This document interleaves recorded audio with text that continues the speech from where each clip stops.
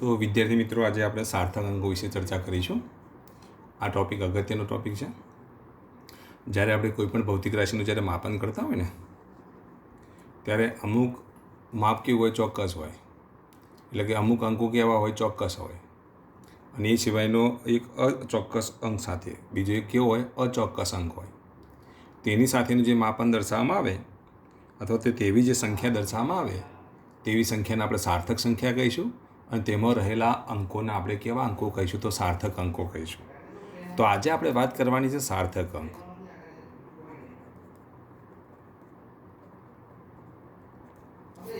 તો જો અહીંયા ધ્યાન આપો, માપનમાં દર્શાવતા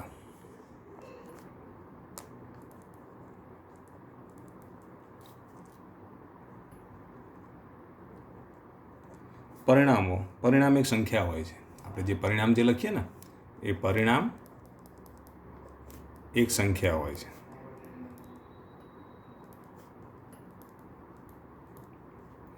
આ સંખ્યામાં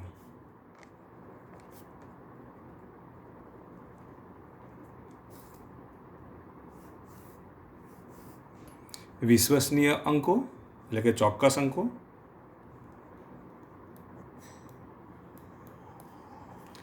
અને પ્રથમ અચોક્કસ અંક હોય છે.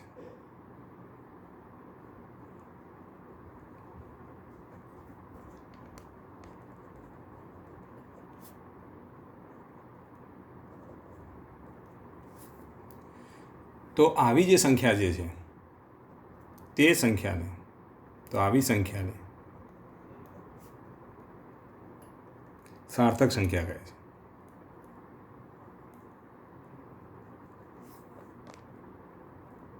અને તેમાં રહેલા અંકોને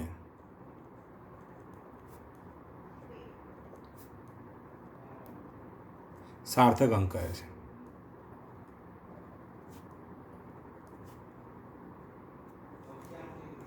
જો અહીંયા ધ્યાન આપો, મેં બે લીટી દોરી છે. જો એક આ એક લીટી અને આ બીજી લીટી. આ બંને લીટીનું આપણે માપન કરવું છે. એટલે લંબાઈનું માપન કરવાનું છે. એટલે એકમ તરીકે આપણે શું લીધું? લંબાઈનો એકમ લીધો છે. હવે આના આપણે માપવા હોય તો એના માટે આપણે એક માપપટ્ટીની મદદથી માપી લઈએ. ચલો, માપપટ્ટીની મદદથી માપવામાં આવે તો તમે જુઓ આનું માપન કેટલું થાય છે. જુઓ તો જો 2 સુધી કમ્પ્લીટ છે. 2.1 બતાવે. શું બતાવે છે? 2.1. તો આનું જો માપન કરવામાં આવે તો આનું માપન કેટલું થાય છે? 2.1 સેન્ટીમીટર જેટલું થાય છે. તો આનું માપન 2.1 સેન્ટીમીટર છે. પણ બાજુમાં જે બીજી જે લીટી દોરવામાં આવે છે, તો બીજી લીટીની અંદર તમે જુઓ તો આ કેટલા સેન્ટીમીટર થાય? 1 સેન્ટીમીટર, 2 સેન્ટીમીટર અને 3 સેન્ટીમીટર. 3 સેન્ટીમીટર પછી એક કાપો એટલે 3.1. પણ આ જે લીટી જે છે એ 3 સેન્ટીમીટર અને 1 વચ્ચે છે. જો અહીંયા તેને આપો, આ રીતે આપણે દોરો, તમને દેખાઈ દો.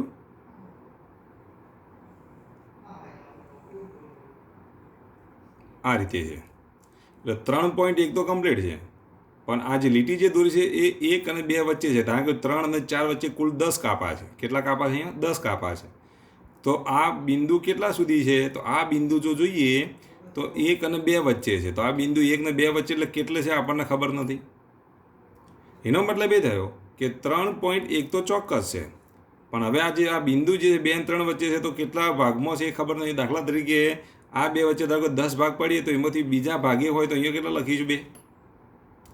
તો 3.1 એ ચોક્કસ માપ બતાવે છે. પણ આ 2 એ અચોક્કસ, આપણે આશરે માપ લખી દીધું. જે આશરે માપ જે લખ્યું ને તેને અચોક્કસ અંક કહેવાય. બરાબર? જ્યારે આગળના 2 અંક જે છે એ ચોક્કસ અંક છે.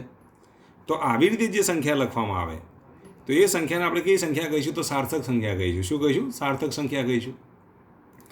અને તેમાં રહેલા અંકોને શું કહેવાય? સાર્થક અંકો કહેવાય. તો જ્યારે માપન દર્શાવવામાં આવે ત્યારે ચોક્કસ માપ એટલે કે ચોક્કસ અંક સિવાયનું એક શું હોય? અચોક્કસ અંક હોય. તેની સાથે પ્રથમ જે અચોક્કસ અંક દર્શાવવામાં આવે ત્યારે બનતી જે સંખ્યા જે છે, સંખ્યાને આપણે કઈ સંખ્યા કહીશું? તો સાર્થક સંખ્યા કહીશું. અને તેના અંકોને કયા અંકો કહેવાય? તો સાર્થક અંકો કહેવાય. શું કહેવાય? સાર્થક અંકો કહેવાય. ફરી જો ખબર ના પડે તો ફરી એક વખત આપણે માપીએ. જુઓ તો જો અહીંયા ધ્યાન આપો, અહીંથી હું એક લીટી દોરું છું આટલા સુધી. આ 4 સુધી, એ આ સુધી 4.5 અને 4.6 વચ્ચે અહીંયા આપણે ટપકું દર્શાવીએ આટલા સુધી. તો 4 અને પછી 5 એટલે 4.5 સુધી કમ્પ્લીટ છે. પણ આ જે ટપકું જે છે આપણે 6ની નજીકમાં લીધું છે, એટલે જુઓ 4.5 તો ચોક્કસ છે, પણ ટપકું આપણે 6ની નીચે લીધું, 5 અને 6 વચ્ચે. ધારો કે આ 5 છે અને આ 6 છે, અહીંયા ટપકું છે, તો નજીક કોની છે? તો 6ની નજીક છે. કુલ ધારો કે આ 2, 5 અને 6 વચ્ચે જે છે ને, આ 5 અને 6 વચ્ચેના આપણે 10 ભાગ પાડી દઈએ. 10મા ભાગમાંથી 8મા ભાગે છે એવું તમે વિચારી લો. તો એનો મતલબ એ થયો કે 5 અને 6 વચ્ચે અહીંયા 8, એટલે અહીંયા આપણે કેટલા લખીશું? 8. તો આનું મૂલ્ય કેટલું? તો 4.58 થાય. તો એમાં 4.5 એ ચોક્કસ છે, પણ 8 એ શું છે? અચોક્કસ છે. તો આવી જે સંખ્યા જે છે એ સંખ્યાને આપણે કેવી સંખ્યા કહીશું? સાર્થક સંખ્યા કહીશું. અને એ સાર્થક સંખ્યામાં આવેલા અંકોને આપણે કેવા અંકો કહીશું? તો સાર્થક અંકો કહીશું.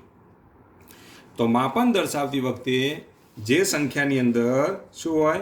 તો ચોક્કસ અંક હોય અને પ્રથમ અચોક્કસ અંક હોય. આ પ્રથમ શું કહેવાય? અચોક્કસ અંક કહેવાય. તેના વડે દર્શાવવામાં આવતા સંખ્યાને સાર્થક સંખ્યા કહેવાય છે.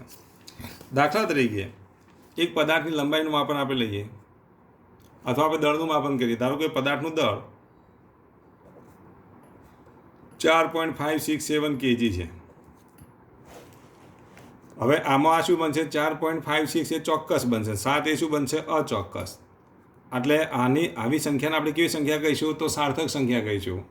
જ્યાં 7 એ શું છે? તો અચોક્કસ અંક છે, જ્યારે આ કેવા છે? ચોક્કસ અંક છે. આવી સંખ્યાને સાર્થક સંખ્યા કહેવાય. તેમાં આવેલા અંકોને આપણે કેવા અંકો કહીશું? તો સાર્થક અંકો કહીશું. કેવા અંકો કહીશું? સાર્થક અંકો કહીશું. હવે આટલું યાદ રાખો.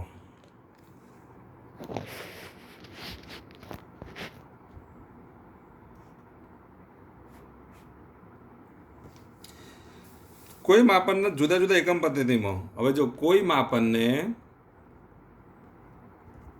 જુદા જુદા એકમોમાં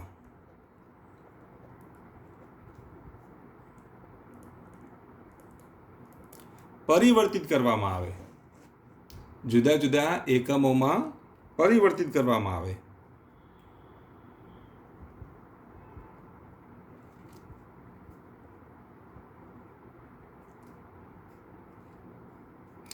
સાર્થક સંખ્યા બદલાતી નથી.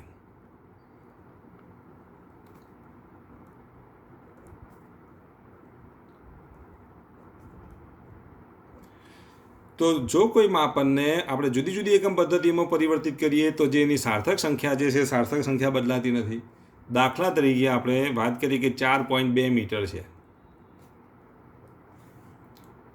તો અહીંયા આપણે એકમ પદ્ધતિ બદલીએ, કારણ કે મીટરની જગ્યાએ આપણે સેન્ટીમીટર લઈએ. સેન્ટીમીટર લઈએ તો શું લખશું? બોલો, 420 સેન્ટીમીટર. કારણ કે આના 100 વડે ગુણવા પડે, આના 100 વડે ગુણો તો 420 સેન્ટીમીટર. તો આમાં પણ સાર્થક સંખ્યા કેટલી? તો 2. તો આમાં પણ કેટલી થશે? તો 2 જ થાય. તો આમ જુદી જો વધારે સેન્ટીમીટરની જગ્યાએ આપણે શું કરીએ? તો મિલીમીટર. તમને ખબર છે કે 1 સેન્ટીમીટર બરાબર કેટલા થાય? તો 10 મિલીમીટર થાય. તો આના 10 વડે ગુણી કાઢો. 10 વડે ગુણ કાઢો તો 4200 મિલીમીટર. મિલીમીટરનું ટૂંકમાં કઈ રીતે લખાય? વડે દર્શાવાય. તો 4.2 મીટર કે પછી 420 સેન્ટીમીટર લખો કે 4200 લખો. હવે આ દરેકમાં જે સાર્થક અંકો જે છે અથવા તો સાર્થક સંખ્યા જે છે બદલાતી નથી. તો કોઈ માપન એટલે અહીંયા આપણે માપન તરીકે શું લીધું? લંબાઈનું માપન. એકમ પદ્ધતિઓ જુદી જુદી લીધી. પહેલાં એકમ પદ્ધતિ આપણે મીટરમાં માપ્યા, મીટરમાંથી પછી સેન્ટીમીટર, સેન્ટીમીટરમાંથી મિલીમીટર. આમ એકમ પદ્ધતિ બદલવાથી સાર્થક સંખ્યા બદલાતી નથી. આ ખાસ યાદ રાખવાનું. એકમ આપણે બદલીએ છીએ પણ સાર્થક સંખ્યા બદલાતી નથી. હવે સાર્થક અંકો નક્કી કરવા માટેના નિયમો છે. તો એ સાર્થક અંકો નક્કી કરવા માટેના આપણે નિયમોની વાત કરીશું. તો પહેલા નિયમની આપણે વાત કરીએ. તો પહેલો નિયમ કયો છે? તો બધા જ શૂન્યતર અંકો, તો બધા જ શૂન્યતર અંકો સાર્થક અંક છે. તો બધા જ, પહેલો નિયમ આપણે લખી દઈએ. તો બધા જ શૂન્યતર અંકો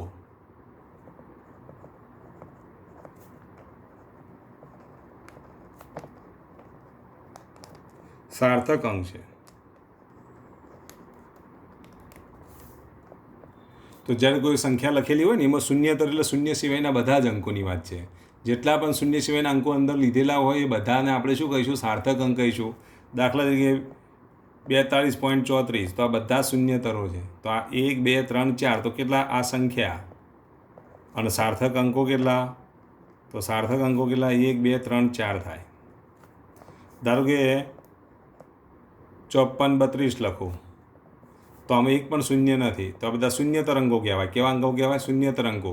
તો આમાં સાર્થક અંકોની સંખ્યા કેટલી? તો 1 2 3 4. તો કેટલા સાર્થક અંક છે? તો 4 સાર્થક અંક છે. તો બધા જ શૂન્યતર અંકોને આપણે કેવા અંકો કહીશું? તો સાર્થક અંકો કહીશું. તો આ યાદ રાખવાનું. બીજો નિયમ તમારે યાદ રાખવાનો છે,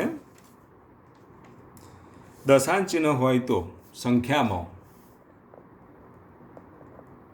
દશાંશ ચિહ્ન હોય તો શું હોય? દશાંશ ચિહ્ન હોય તો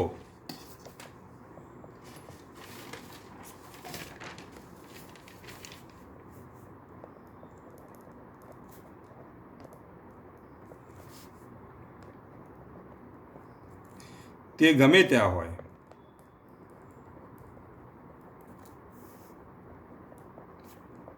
પણ બે શૂન્યતર અંકો વચ્ચે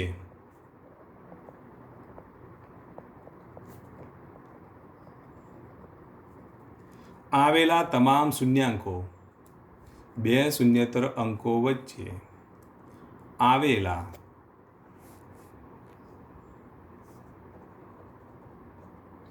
તમામ શૂન્યાંકો એ સાર્થક અંક છે.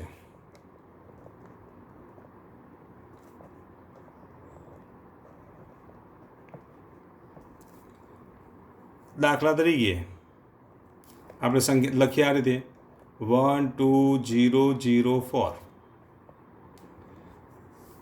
અને પછી અહીંયા દશાંશ ચિહ્ન હોય કે ના હોય. ધારો કે આ રીતની સંખ્યા છે, આ સંખ્યા. તો જો આ એક શૂન્યતર, આ બીજું શૂન્યતર, એની વચ્ચે આવેલા તમામ શૂન્યાંકો, તો આ બે શૂન્યતરો વચ્ચે આવેલા તમામ શૂન્યાંકો એટલે શૂન્યો, અને શૂન્યતર એટલે શૂન્ય સિવાયની સંખ્યા. તો બે શૂન્ય એટલે કે આ શૂન્ય સિવાયની સંખ્યા વચ્ચે જેટલા પણ શૂન્યાંકો આવે એ શૂન્યાંકોને આપણે શું કહીશું? તો સાર્થક અંક કહીશું. તો આમાં અંકોની સંખ્યા કેટલી બોલો?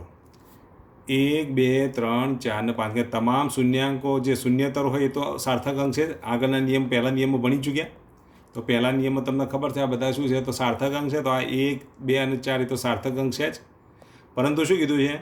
દશાંશ ચિહ્ન હોય તો ગમે ત્યાં હોય, પણ બે શૂન્યતર અંકો વચ્ચે. તો આ બે શૂન્યતર અંકો વચ્ચે આ જેટલા પણ શૂન્યાંકો છે બધી શું કહેવાય? સાર્થક અંક કહેવાય. તો એ સાર્થક અંકોની સંખ્યા કેટલી થાય? 1 2 3 4 ને 5 સાર્થક અંકો થાય. હવે આની આ સંખ્યાનું આ રીતે લખો 1 2 0.04 આ રીતે લખીએ તો પણ તમે જુઓ દશાંશ ચિહ્ન ગમે તે હોય, અહીંયા આ એક શૂન્યતર, આ બીજો શૂન્યતર, બે શૂન્યતરો વચ્ચે જેટલા પણ શૂન્યાંકો આવે એ શૂન્યાંકોને આપણે શું કહીશું? તો સાર્થક અંક કહીશું. તો 1 2 3 4 ને 5 ટોટલ કેટલા થાય? એમાં પણ 5 જ થાય. ધારો કે હું આના અર્થે લખું 1 2 0.4 આ રીતે લખું તો આ પણ શું કહેવાય? શૂન્યતર. આ પણ શૂન્યતર.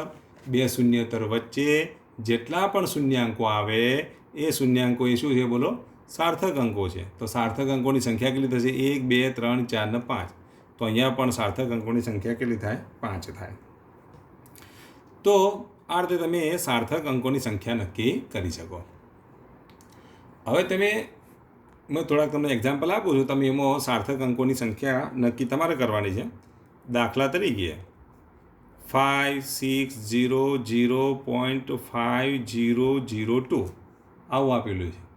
તો આમાં કેટલા સાર્થક અંકો છે તે તમે નક્કી કરો. તો ચલો આપણે આમાં વાત કરીએ તો પણ કેટલા અંક? હવે હોમવર્ક પછી આપું, પહેલાં આટલું સમજી લઈએ. તો આમાં પણ જુઓ, આ શૂન્યતર, આ શૂન્યતર, એના વચ્ચેના શૂન્યાંકો એ સાર્થક સંખ્યા કહેવાય. આ શૂન્યતર, આ શૂન્યતર, એના વચ્ચેના શૂન્યાંકો પણ શું કહેવાય? સાર્થક સંખ્યા કહેવાય. તો સાર્થક અંક કહેવાય. તો સાર્થક અંકોની સંખ્યા કેટલી થઈ? 1 2 3 4 5 6 7 8 જેટલા પણ શૂન્યતર છે તો સાર્થક અંક છે જ. 1 2 3 ને 4 તો સાર્થક અંક છે જ, પણ આ શૂન્યાંકો પણ કેવા બનશે? સાર્થક અંક બને. તો સાર્થક અંકોની સંખ્યા કેટલી થશે? બોલો, 1 2 3 4 5 6 7 અને 8. તો આમાં સાર્થક અંકોની સંખ્યા કેટલી થાય? 8 થાય. બીજું આપણે એક એક્ઝામ્પલ લઈએ. ધારો કે તમને આ રીતે આપેલ હોય. હવે આ હોમવર્કમાં આપું છું, હવે તમે ગણી શકશો. તો 5200.300207 આ રીતે આપેલ છે. તો સાર્થક અંકોની સંખ્યા ગણો. પછી 1.020405 આમાં સાર્થક અંકોની સંખ્યા ગણો. 2013025.0201 આમાં સાર્થક અંકોની સંખ્યા ગણો. તો આ 3 એક્ઝામ્પલ આપ્યા છે. આ 2 અને આ 3. આ 3 એક્ઝામ્પલ માટે એક્ઝામ્પલ માટે તમારે શું કરવાનું છે? તો સાર્થક અંકોની સંખ્યા ગણવાની છે. હવે આપણે એના પછીનો નિયમ લઈએ.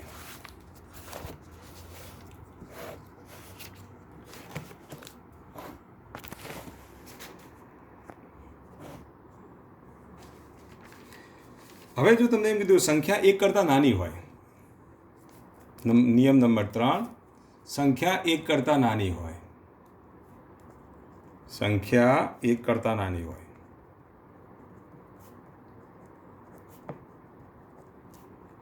તો દશાંશ ચિહ્નની જમણી તરફ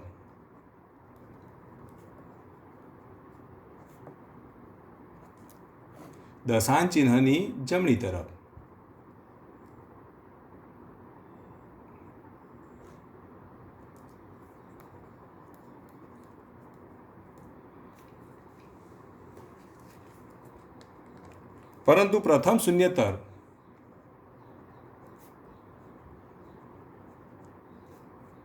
સંખ્યાની ડાબી તરફ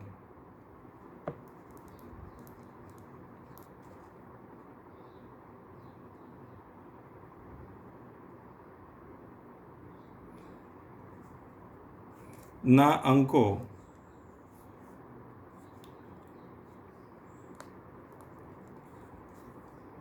ડાબી તરફના અંકો એટલે કે ડાબી તરફના શૂન્યાંકો એ સાર્થક અંક નથી.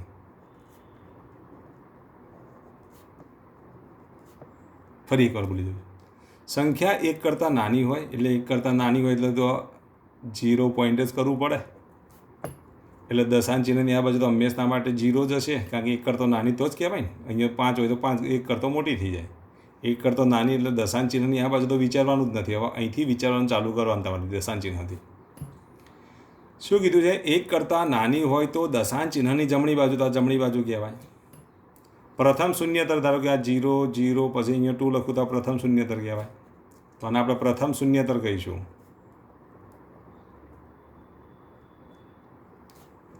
પ્રથમ શૂન્યતર સંખ્યાની ડાબી તરફ, તો આ પ્રથમ શૂન્યતરની આ બાજુની ડાબી તરફ કહેવાય. જો આ દશાંશ ચિહ્નની આ જમણી બાજુ કહેવાય તો શૂન્યતરની આ શું કહેવાય? ડાબી તરફ કહેવાય.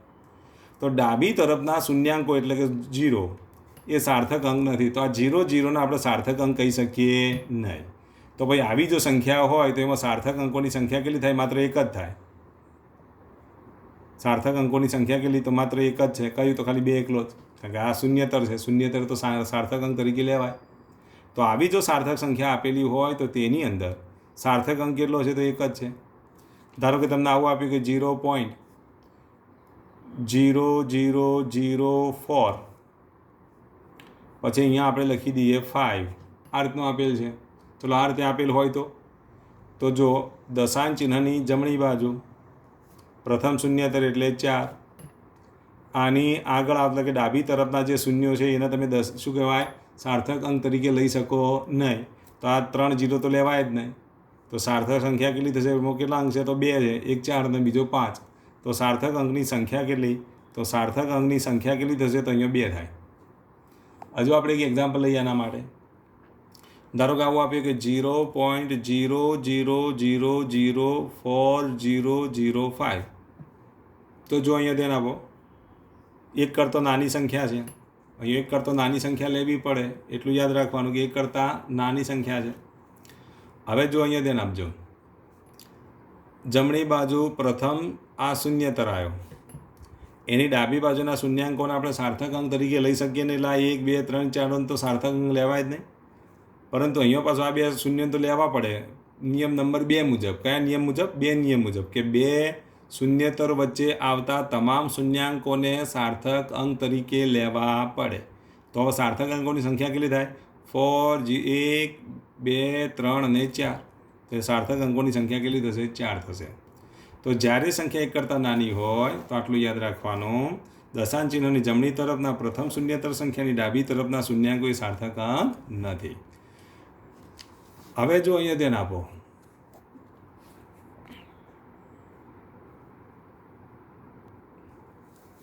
હવે જો એના પછીનો નિયમ દશાંશ ચિહ્ન સિવાયની, તો દશાંશ ચિહ્ન સિવાયની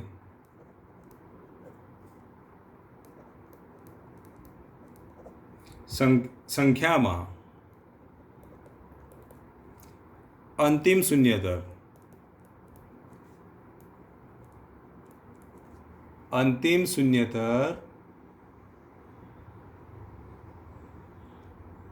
ની જમણી તરફના શૂન્યાંકો સાર્થક અંક નથી. હવે દશાંશ ચિહ્ન સિવાયની સંખ્યા એટલે પૂર્ણાંક સંખ્યા હોય. કેવી સંખ્યા હોય? પૂર્ણાંક સંખ્યા. ખાસ યાદ રાખજો. અપૂર્ણાંક ભાગ જ ના હોય એટલે દશાંશ ચિહ્ન ના હોય. એટલે દશાંશ ચિહ્ન સિવાયની અંતિમ શૂન્યતર જમણી તરફના શૂન્યાંકો એ સાર્થક અંક નથી. દાખલા તરીકે હું 4 5 6 લખું અને પછી આ અંતિમ શૂન્યતર કહેવાય. એના પછી ધારો કે હું 0 મૂકું તો આ શૂન્યાંકો એ સાર્થક અંક નથી. તો આ આવી કોઈ સંખ્યા આપેલી હોય તેમાં અંકોની સંખ્યા કેટલી થશે? બોલો, કેટલા અંકો હશે સાર્થક અંકો? તો સાર્થક અંકો કેટલા? 1 2 3 સાર્થક અંકો છે. તો ફરી એકવાર, દશાંશ ચિહ્ન સિવાયની એટલે અહીંયા દશાંશ ચિહ્ન છે જ નહીં. જુઓ, સંખ્યામાં અંતિમ શૂન્યતર, તો અંતિમ શૂન્યતર એની જમણી બાજુ, તો આ કઈ બાજુ કહેવાય? અંતિમ શૂન્યતરની જમણી બાજુ કહેવાય. આ પ્રથમ શૂન્યતર કહેવાય, આને અંતિમ શૂન્યતર કહીશું. તો અંતિમ શૂન્યતરની જમણી બાજુ આવેલા જે શૂન્યાંકો જે છે એ સાર્થક અંક કહેવાય નહીં. તો અહીંયા સાર્થક અંકોની સંખ્યા કેટલી? તો 1 2 3 થાય. બીજું આપણે એક એક્ઝામ્પલ લઈએ. 5 6 0 0 2 0 0 0 આવું આપેલ છે. તો જો આ અંતિમ શું કહેવાય? શૂન્યતર કહેવાય. અંતિમ શૂન્યતરની જમણી બાજુ આવેલા જે શૂન્યો જે છે એ શૂન્યોને સાર્થક અંક તરીકે લેવા નહીં, પરંતુ બે શૂન્યતરો વચ્ચેના જે 0 હોય એને સાર્થક અંક તરીકે લેવા પડે નિયમ નંબર 2 મુજબ. તો અહીંયા આ 3 જે શૂન્યો છે નહીં આવે તો કેટલા થશે? 1 2 3 4 અને 5. તો સાર્થક અંકોની સંખ્યા કેટલી થશે? તો 5 થશે. તો નિયમ યાદ રાખવાનો, દશાંશ ચિહ્ન સિવાયની સંખ્યા એટલે આવી પૂર્ણાંક સંખ્યા, ચાહે દશાંશ ચિહ્ન ના હોય તો અંતિમ શૂન્યતરથી જમણી બાજુના જે શૂન્યાંકો જે છે એ જમણી બાજુના શૂન્યાંકોને આપણે સાર્થક અંક તરીકે લઈશું નહીં. તો આટલું તમારે યાદ રાખવાનું. પાંચમા નિયમની વાત કરીએ હવે. તો પાંચમો નિયમ આ રીતનો છે. દશાંશ ચિહ્નવાળી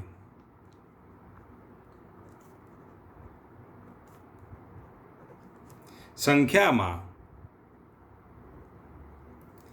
અંતિમ શૂન્યતર પછી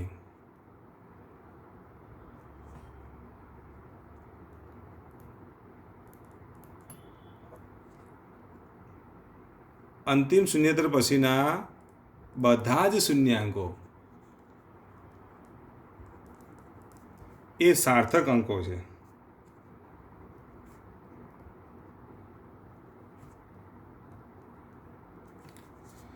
તો જો દશાંશ ચિહ્નવાળી સંખ્યા આપણે લખીએ તો કે 4.5 પછી 0 0 0. તો આ અંતિમ શૂન્યતર કહેવાય. દશાંશ ચિહ્નવાળી સંખ્યાનો અંતિમ શૂન્યતર. એની જમણી બાજુના શૂન્યાંકો, તો અંતિમ શૂન્યતરથી બધા શૂન્યાંકો, એના પછીના જે બધા શૂન્યાંકો જે છે એ બધા શૂન્યાંકો એ સાર્થક અંક તરીકે લેવાય. તો એ સાર્થક અંકોની સંખ્યા કેટલી થશે? બોલો, તો અંકો કેટલા છે? બોલો, સાર્થક અંકો 1 2 3 4 અને 5 સાર્થક અંકો છે. ધારો કે આવી સંખ્યા લીધે 0.00400 આ રીતે છે. તો તમે જુઓ દશાંશ ચિહ્નવાળી સંખ્યા છે, પાછી એક કરતાં નાની છે એટલે નિયમ નંબર 3 આવશે. એક કરતાં નાની છે એટલે પ્રથમ શૂન્યતરની ડાબી બાજુના શૂન્યાંકો તો સાર્થક અંક તરીકે લેવાય જ નહીં નિયમ નંબર 3 મુજબ. હવે આ જમણી બાજુ જે છે, આ 4ની જમણી બાજુના 2 શૂન્ય એ સાર્થક અંકો તરીકે લેવાય. તો સાર્થક અંકોની સંખ્યા કેટલી થશે? 1, 2 અને 3. તો 3 સાર્થક અંક મળે. કેટલા સાર્થક અંક મળે? 3 સાર્થક અંક મળે. ધારો કે હું આ રીતે લખું 1.00400 આવું લખી દઈએ. તો જો અહીંયા ધ્યાન આપો, અહીંયા સાર્થક અંકોની સંખ્યા કેટલી થાય તમે વિચારો. તો આ 1 અને 4 આ બે કેવા છે? શૂન્યતર છે. શૂન્યતર વચ્ચેના શૂન્યાંકોને તમે સાર્થક અંક તરીકે લઈ શકો. એટલે આ નિયમ નંબર 2 લાગુ પડશે. અહીંયા 2 નિયમ પ્રમાણે 1, 2, 3, 4 તો ખરા જ. અને બીજો નિયમ નંબર 5 મુજબ કહીએ તો પ્રથમ શૂન્યતરની કઈ બાજુ? દશાંશ ચિહ્નવાળી સંખ્યા છે. તો 4ની કઈ બાજુ? જમણી બાજુના શૂન્યાંકોને તમારે શું લેવા પડે? સાર્થક અંક તરીકે લેવા પડે. તો સાર્થક અંકોની સંખ્યા કેટલી થશે? 1, 2, 3, 4, 5 અને 6. તો એ સાર્થક અંકોની સંખ્યા કેટલી છે? તો 6 છે. તો આ 5મો નિયમ છે. આમ 5 નિયમો તમને આવડવા જોઈએ. એ પરથી તમે શું નક્કી કરી શકો કે આપેલી સંખ્યાની અંદર કેટલા સાર્થક અંકો છે. બરાબર. આ એકમ કસોટી જે લેવાય એની અંદર પણ આવા સાર્થક અંકો કેટલા છે એવા એક્ઝામ્પલ પૂછાયેલા છે. માટે સાર્થક અંકોને લક્ષીને જી અને નીટમાં પણ એના એક્ઝામ્પલ પૂછાતા હોય છે. માટે સાર્થક અંકો કઈ રીતે નક્કી કરવા એ તમને ખબર હોવી જોઈએ. તો આ 5 નિયમો તમને આવડવા જોઈએ. 5 નિયમોનો ઉપયોગ કરી તમે સાર્થક અંકો કેટલા છે આપેલી સંખ્યાની અંદર એ તમે નક્કી કરી શકો છો. હવે યાદ રાખો, કોઈ ગુણક એટલે ગુણાયેલું પદ, ગુણક કે પછી ભાજક એ ચોક્કસ મૂલ્ય ધરાવતો હોય, પરંતુ માપન દર્શાવતો ના હોય.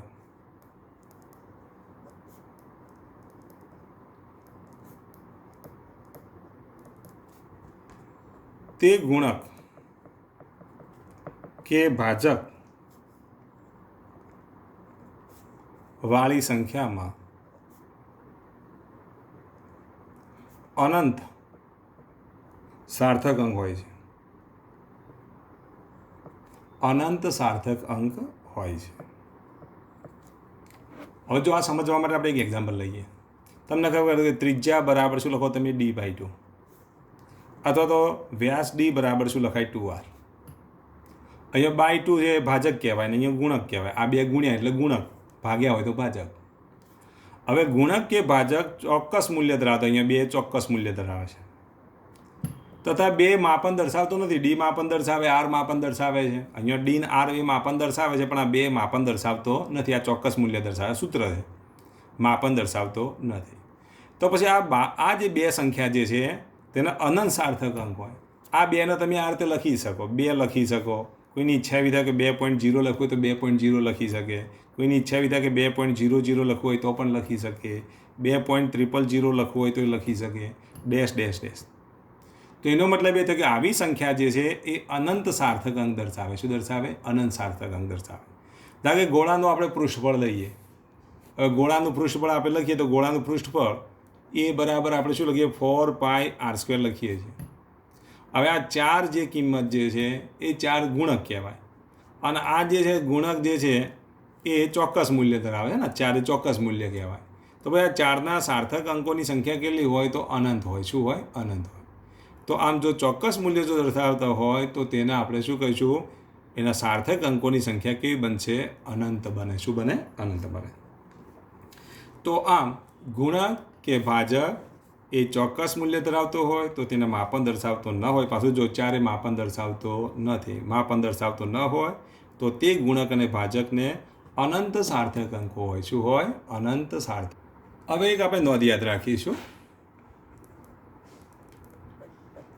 તો સાર્થક અંકો નક્કી કરવા માટે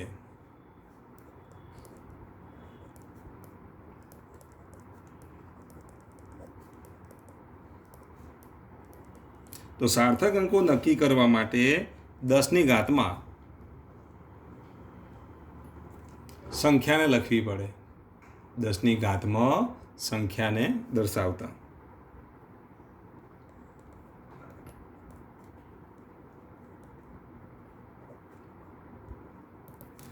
તો સંખ્યાને આપણે કઈ રીતે દર્શાવીશું? તો સંખ્યા, ધારો કે કોઈ સંખ્યા n લઈએ તો સંખ્યાને કઈ રીતે દર્શાવવાનું? a ગુણ્યા 10⁻⁵ જ્યાં આ સંખ્યા છે તો જ્યાં એનું મૂલ્ય કેટલું હોય? 1 થી 10 વચ્ચે લેવાનું. એનું મૂલ્ય 1 થી 10 વચ્ચે. સંખ્યા 1 થી મોટી હોય અને 10 થી નાની હોય એ રીતે ગોઠવણી કરવાની. અહીંયા પોઈન્ટ ખસાડી અને એ રીતે 10ની ઘાત સેટ કરવાની. એટલે એનું મૂલ્ય 1 ને 10 વચ્ચે હોય અને બી એ 10ની ઘાત બને અને એ પાછી પૂર્ણાંક હોય, યાદ રાખો. તો અહીંયા ધ્યાન આપો. ધારો કે આ રીતે આપ્યું 432 આ રીતે આપેલ છે તો આને આપણે આ રીતે લખીશું 4.32 ગુણ્યા 10ની 2 ઘાત. લખાય કે નહીં? તો પછી આમાં સાર્થક અંકોની સંખ્યા કેટલી થઈ? 1, 2 અને 3 થઈ. તો આને આપણે આ રીતે લખી શકીએ. ધારો કે 0.004320 હોય તો આને તમે આ રીતે જો 1, 2 અને 3 પોઈન્ટ ખસેડીએ તો આને કઈ રીતે લખાય? 4.3200. તો અહીંયા 3 પોઈન્ટ ખસેડીએ તો શું થશે? 4.3200 અને 3 પોઈન્ટ ખસેડ્યા ને તો 10ની માઇનસ કેટલી ઘાત થશે? 3 ઘાત. જો અહીંયા પોઈન્ટ આપણે કઈ બાજુ ખસેડીએ છીએ? ડાબી બાજુ પોઈન્ટ ખસેડ્યો ને સંખ્યા તો 10ની માઇનસ 3 ઘાત. અહીંયા પોઈન્ટ આપણે કઈ બાજુ ખસેડીએ છીએ? સંખ્યાને 4.32 કરીએ છીએ, બરાબર? પોઈન્ટ અહીંયા છે તો આને આપણે આ બાજુ ખસેડીએ છીએ તો પછી 4.32 ગુણ્યા 10ની કેટલી ઘાત થાય? 2 ઘાત થાય. અહીંયા પોઈન્ટને આપણે કઈ બાજુ ખસેડીએ છીએ? જમણી બાજુ. અહીંયા પોઈન્ટને કઈ બાજુ ખસેડીએ? ડાબી બાજુ જો પોઈન્ટને ખસેડવામાં આવે તો ઘાત ધન લેવાની. જમણી બાજુ જો પોઈન્ટને ખસેડીએ તો ઘાત કેવી થાય? ઋણ થાય. ફરી એકવાર બોલો, જો ભૂલ થઈ સુધારી દેજો. 432 છે, અહીંયા પોઈન્ટ છે એવું વિચારી લો. તો આ પોઈન્ટને આપણે આ બાજુ ખસેડીએ છે ને, સંખ્યા પાછી 1 ને 10 વચ્ચેની કરવાની છે એટલે અહીંયા આટલે પોઈન્ટ મૂકી દઈએ એટલે 1 ને 10 વચ્ચેની સંખ્યા થઈ જાય કે નહીં? તો 4.32 પણ પોઈન્ટને આપણે ડાબી બાજુ લઈ ગયા. પોઈન્ટને ડાબી બાજુ લઈ જઈએ તો ઘાત ધન લેવાની. તો 4.32 ગુણ્યા 10ની 2 ઘાત. હવે જોઈએ આ પોઈન્ટને હું આમ લાવું છું એટલે કઈ બાજુ લાવું છું? જમણી બાજુ લાવું. જમણી બાજુ લે, આ જમણી બાજુ લે તો ઘાત કેવી લે? માઇનસ. કેટલા એકમ ખસેડો છે? 1, 2 અને 3 તો 10ની માઇનસ 3 ઘાત. અહીંયા કેટલા એકમ ખસેડો છો? 2 એકમ તો 10ની 2 ઘાત. તો પોઈન્ટને ડાબી બાજુ ખસેડો તો અહીંયા ધન ઘાત લેજો. પોઈન્ટને તમે જમણી બાજુ ખસેડો તો અહીંયા કેવી ઘાત લેવાની? ઋણ ઘાત લેવાની. કેવી લેવાની? ઋણ ઘાત. ધારો કે આવું આપ્યું કે 0.005200 આવું છે તો પછી શું કરવું પડશે? બોલો. અહીંયા પોઈન્ટને કઈ બાજુ ખસેડીશું? જમણી બાજુ. તો પોઈન્ટને જમણી બાજુ ખસેડીએ તો 5.200 થાય. કેટલા એકમ ખસેડ્યા? 3 એકમ તો 10ની માઇનસ 3 ઘાત.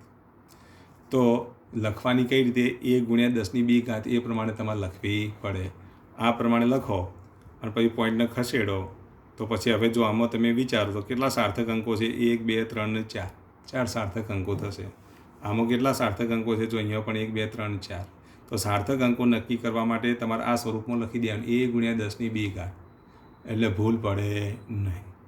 ધારો કે આવું આપ્યું હોય 507.32 અથવા તો 500 આ રીતે લખીએ આપણે 5032.8 આવું આપ્યું છે. તો સંખ્યા તો આપણે કેવી કરવી પડે? બોલો. 1 ને 10 વચ્ચેની કરવી પડે. 1 ને 10 કરવા માટે આપણે આના આમ ખસેડવો પડે. કઈ બાજુ ખસેડીશું? તો આ બાજુ પોઈન્ટને ખસેડો. કઈ બાજુ ખસેડો છો? ડાબી બાજુ. પોઈન્ટને જો તમે ડાબી બાજુ ખસેડો તો પછી શું લખાય? બોલો. 5.0328 બરાબર. કેટલા પોઈન્ટ ખસેડાય? 1, 2 અને 3 તો 10ની કેટલી ઘાત થશે? 3 ઘાત. ડાબી બાજુ પોઈન્ટને ખસેડો તો ધન ઘાત. જમણી બાજુ પોઈન્ટને ખસેડો તો ઋણ ઘાત. યાદ રહેશે ને? હવે તો અહીંયા કેટલા સાર્થક અંકો થાય? તો 1, 2, 3, 4 ને 5 સાર્થક અંકો થાય. કેટલા થાય? 5 સાર્થક અંકો. તો આમ સાર્થક અંકો નક્કી કરવા માટે તમારે આ રીતે શું કરવું પડે? 1 ગુણ્યા 10ની 2 ઘાતના સ્વરૂપમાં ફેરવી દેવાનું. કેવી રીતે ફેરવી દેવાનું? 1 ગુણ્યા 10ની 2 ઘાતના સ્વરૂપમાં.